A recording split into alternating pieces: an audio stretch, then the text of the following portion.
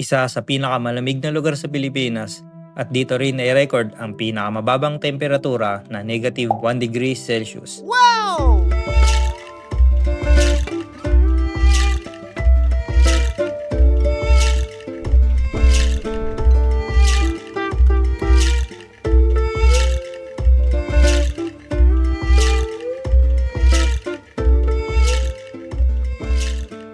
Matatagpuan sa probinsya ng Atok Benguet sa Cordillera Region.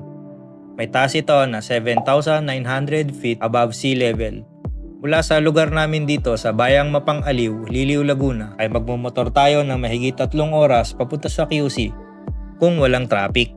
At mula naman sa QC ay magmumotor pa ng 6 hours sa distance na humigit kumulang na 300 kilometers patungo sa Atok Benguet. At madadaanan din natin ang isa sa mga pinakadelikadong highway sa buong mundo na Halsema Highway. Kung pupunta kayo ng nakamotor ay huwag kayong masyadong matulik dahil maraming mga magagandang view ang madadaanan tamang-tama sa mga stopover. Samahan nyo ako at ipapakita ko sa inyo ang ganda ng Mount Olis. Mula dito sa Bulacan ay dadaan tayo ng Pampanga, Tarlac, Pangasinan, La Union at aakyat tayo ng Cannon Road. Let's go! Guys, hindi kailangan na matuling papunta sa destinasyon dahil maraming mga magagandang pasyalan ang mga madadaanan. Sayang naman kung hindi mo rin ito mapupuntahan. Sabi nga sa nabasa kong quotes ay, sometimes it's more about the journey than the destination.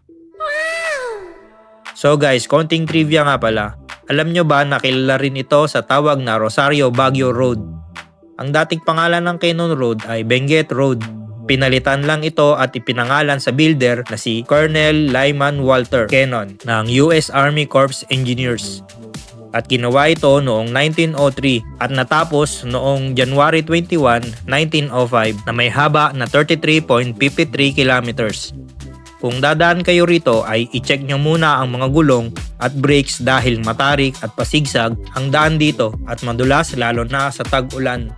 Ang Halsema Highway ay may habang 150 kilometers at nagdudugtong sa Baguio City at sa munisipalidad ng Bontoc. Isa ito sa mga tinaguriang most dangerous highway in the world dahil sa sobrang tarik at nakakatakot na daan dito. Ika nga nila ay one miss you die.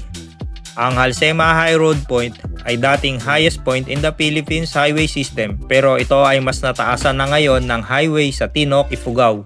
Ang Halsema High Road Point ay may taas na 7,400 feet at literal na one miss you die talaga pag nagkamali ka ng liko.